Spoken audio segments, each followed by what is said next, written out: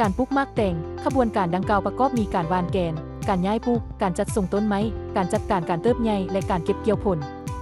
ลองมาเบิ่งขั้นตอนตัวจริงแต่ละอย่างขั้นตอนทำอิฐเติมธาตุด้วยดินที่ระบายน้ำได้ดีและหว่านแกนลง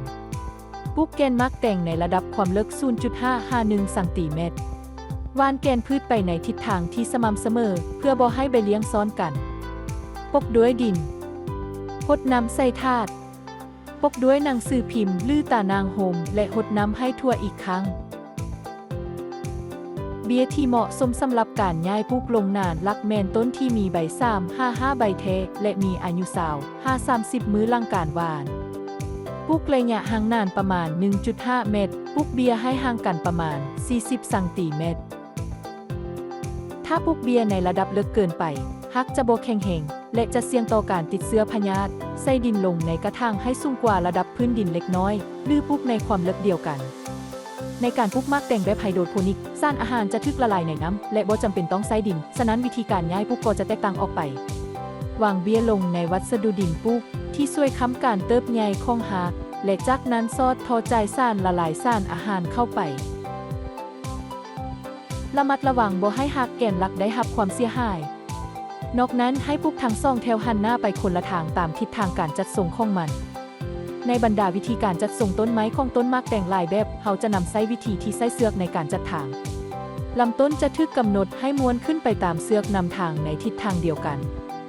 เมื่อลำต้นเติบใหญ่ให้ม้วนต่อไปเป็นระยะสม่ำเสมอถ้าลำต้นเติบใหญ่สูงเกินไป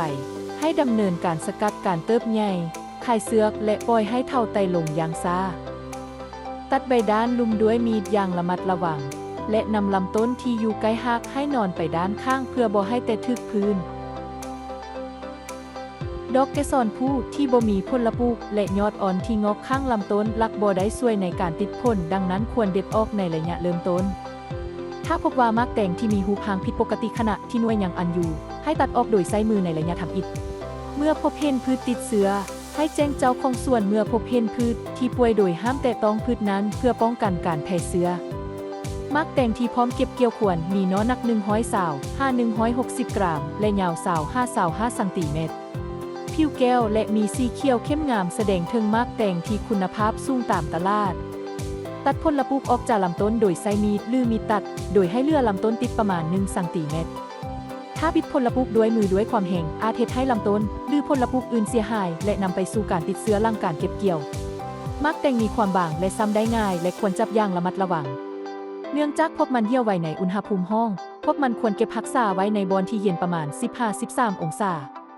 นี้แม่นคู่มือเกี่ยวกับการปฏิบัติการกสิกรรมเฉพาะสำหรับพนักงานเฮ็ดเวียกกสิกรรมขอขอบใจ